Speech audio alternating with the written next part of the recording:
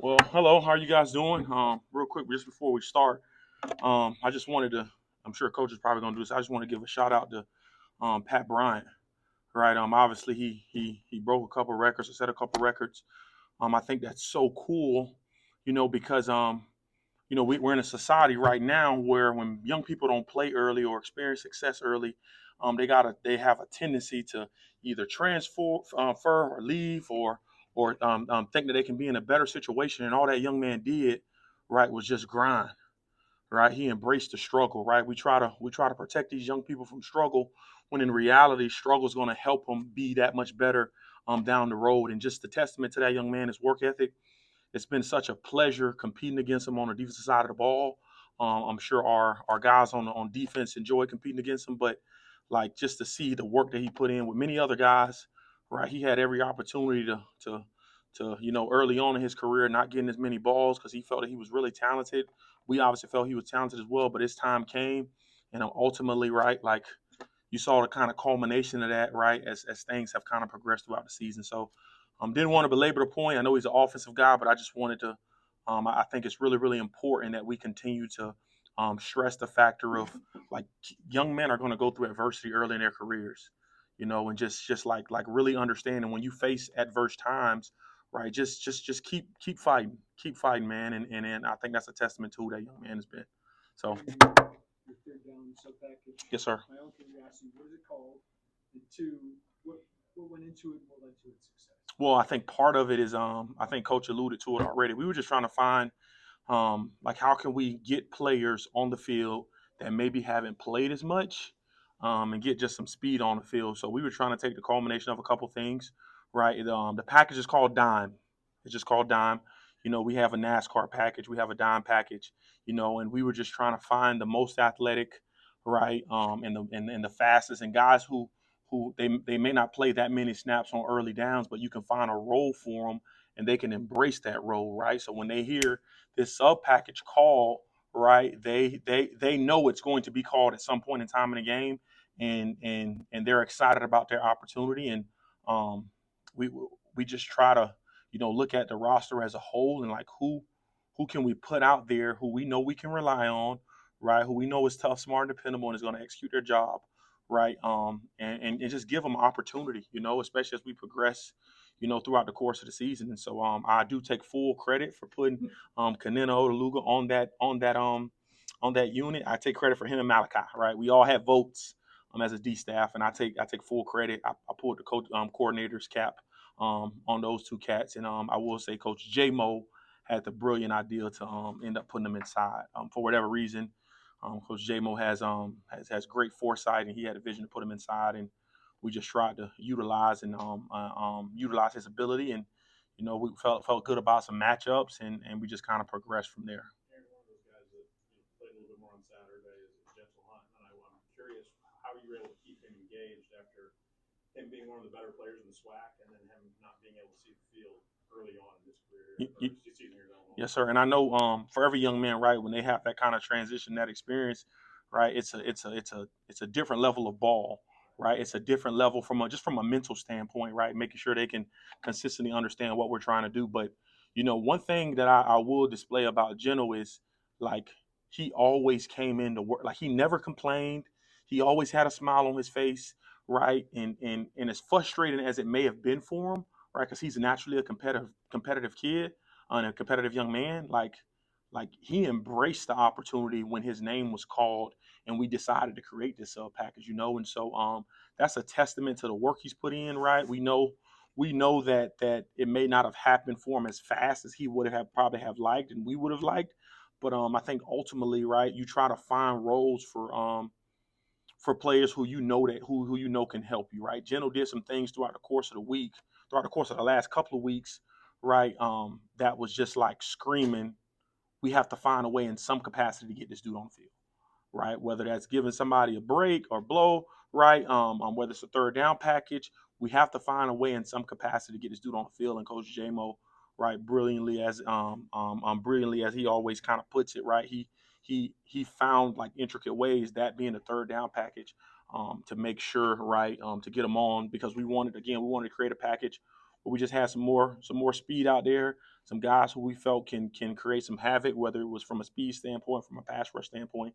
And he had shown that, man. He had a one-on-one last week. It was the final rep of one-on-ones. It was absolutely ridiculous, and the guys went like we were in Skelly, and we were on one side of the field, and the one-on-ones was on the other side of the field, and the guys like went crazy like during the course of practice, And so, just the energy that he brings, right? Like a lot of people feed off of Gentle. He doesn't talk much. It doesn't say much. He has a smile that can light up a room, but like the energy he brings from the way in which he plays, the guys kind of feed off of it. So it was good to see him out there running around. Pretty high snap count for Jaheim Clark. What has he done to kind of earn that bigger role, and how did he grade out? Yes, sir. So, you guys had a chance to see it over the course of the last couple of weeks, right? Like, he's just progressively gotten better and better, right? We did a really good job in just trying to, as kind of the season went on, right? Not really try to throw him into the fire early, but just kind of let him work his way throughout the season. His role has steadily grown, right? With the dependability factor with him on special teams as well. And so it's just been really, really cool to kind of see his growth. But what went into that was just every day in practice, right? Every day in practice, he just displayed things and did things. And, as coaches, I always tell our guys, right, give me confidence to put you in a game, right? Give me confidence that you know what you're doing. And Ja just, I mean, he that young man's future is extremely bright, and for him to be like that next up rotational DB for us, and he started for us on the dime package, right? He was one of those young players we want to make sure we had a role. He was going to play on early down package as well, and he just progressively got better. I thought he could have had a pick the week before and a pick this past week, but it's just like at the top of the, we spoke in depth about it. Me, him, and Coach Parker just at the top of the route, right, getting ready to always go to the man, right, and then transitioning your eyes once you get out of the break. But he's like right there, right. And I watched Devin Witherspoon, right, year one we were together, right, be right there, and then ultimately those right there plays turn into interceptions. So I know it's gonna happen for him, right, but he's one of those young players that you just continue to kind of funnel and get plays for, and just watch his growth, and he's grown massively throughout the course of this year, and just really excited about his progression and where he's at now. What do you think of James Cruz, and did he find a way to kind of harness some of his Yeah. James Crudeness? Yeah, man. Absolutely. Like I told you guys last week, obviously with the loss of Rosie, right? You don't replace Rosie, right? But you find complements within your roster. Not just outside of James. I mean, Ryan Mead may have had his best game today. He had a hell of a game, but like there's a little bit of freedom in trying to allow James. I know James is completely different than Rosie, right? And I know James, right? Like he's gonna do some different things, and I have to put him in a advantageous position, right? Like every Friday night before the game, I'll bring our starters up specifically. Especially we had James Cruz first start, Mac Resettage first start. We had a bunch of guys out there getting their first start, and I just went up to those guys like in a hotel and asked them like what's your favorite call, right? What's your favorite call, or what call are you thinking about that's going to make you think a little bit? And I just try to eliminate those calls, right, and completely take those calls off my call sheet, because the last thing I want them doing is out there thinking. And so, just to see James's growth, right, like we always tell our guys like everybody has to be ready, right? You saw KO get out there, you saw Malachi Hood get out there, right? Like Czar, you saw Luke Zars, and all our guys are going to play, right? We're at that point in time during the course of the season where we got a lot of guys, right? Guys throughout the country are getting banged up, and so everybody's going to play, and so it's just rotating them, making sure everybody's fresh. Had a bunch of D linemen going to the game. You saw all kind of faces in the secondary, and so just making sure guys are ready, right, when their opportunity occurs. And James Cruz was one of those guys. He was more than ready. Obviously, with every player, right, we got stuff to clean up, but I love where he is. I love his progression. I love what Coach Archer's doing with that room. It's so cool. Him and Coach Grant. So it's been really cool watching him grow. What stood out to you about Mac? Replacing Miles, made some key tackles, and Matt Bailey seems to be progressing too. What did you see from your safety? Yeah, man. I mean, those guys are playing at a really high level. I had on my notes.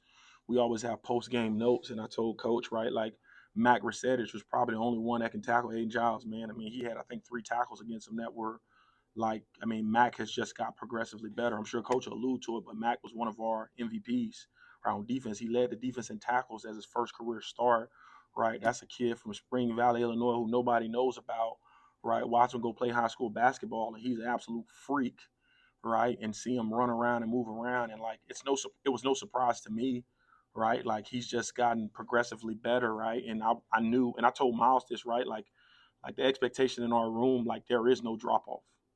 I don't care who's in the game. Like there is, I know Miles is out, right? But there is no drop off. The same way I get out there, on Miles Scott's ass, I do the same with Mac, right? And so like that's just the premise and how we do things and how we operate, and they love it, right? They love it. Matt Bailey, like you said, is playing at a really high level, right? He had a couple plays I wish I had back, but like just to see his intentionality, the way he's communicating with the guys across the board, I mean, it's so refreshing.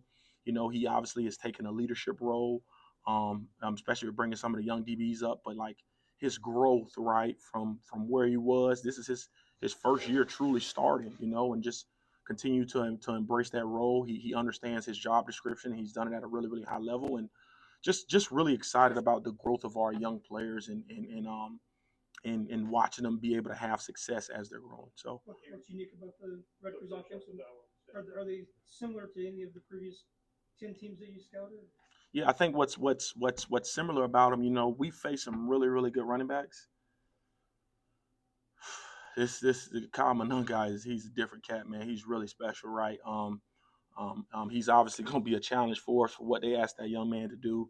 The quarterback obviously he was at Minnesota, and obviously is at Rutgers now. Runs a they do he does a phenomenal job in their offense. He doesn't make any mistakes, right? He's very very efficient in the throw game, but you know like I'm watching. Obviously, I'm watching him on tape, and I can't help but see Kyle Monunga back there with number 5. And the first thing that popped in my mind, being from South Florida, and Immokalee is Edrin James. I see that number 5 back there, right? He runs with a forward lean a little bit, right? He has great contact balance, right? He's a one cut guy. He can make anybody miss, and the power and the speed and how nimble he is on his feet, right? Like that cat is a problem, right? And I can see why they've been running them like they've been running them, just because of like he makes their offense that much better when he's running at that clip, you know. And so it's obviously a tall task, right? They do some really good things from an offensive standpoint, right? When they're especially when they're able to feed him, and they got some gigantic receivers on the outside who can run a little bit, right? Like that's